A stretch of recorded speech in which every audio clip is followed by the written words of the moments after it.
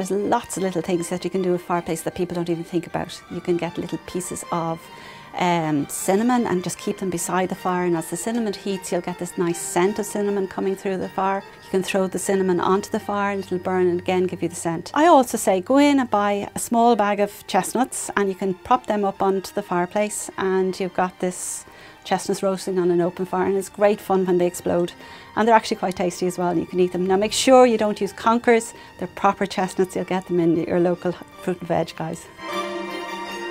The fireplace in general should be the focal of the room, so that's where I would concentrate all my efforts if I was going to do something special.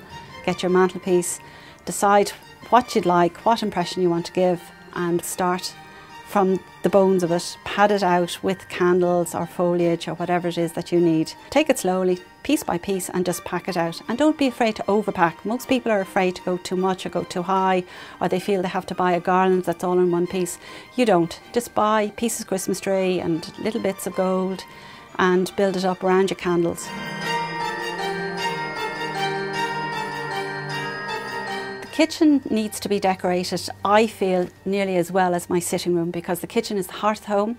I'm going to be in the kitchen all day, every day, over Christmas, and everybody comes in and stands around drinking wine and all the rest of it. Now the important thing is to keep your surfaces clear, because you'll need them to work, you'll need them to put out your serving dishes or whatever. What I do is decorate the periphery, your windowsill, put any swags, greenery, or little things that the kids have brought home and made for you over the years. They can all come out and go onto the windowsill, again with candles. And don't forget to use your red lights. If you're going to use red lights, this is the area to do it in, because the kitchen windows, again, you'll get this warm effect, and even before the kids go to school in the morning you can turn on the Christmas lights and it looks very, very Christmassy and happy. And even though in the bright of the day you'll see the Christmas lights, whereas white light tends to fade into the background. Everything that I have in my kitchen, I make it a Christmas ornament. I'd have my potato sack, and these canvas sacks, you can get them anywhere for buttons, and I'd put a few pine cones around it and suddenly the potatoes look very Christmassy.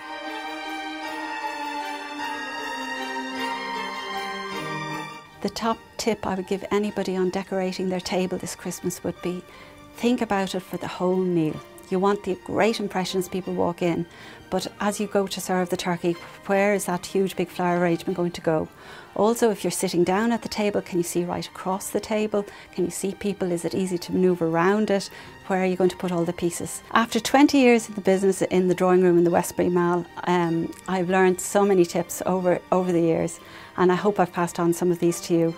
The one most important thing is, I would say, don't get stressed. It'll be fine, and people will really appreciate any effort you put into it.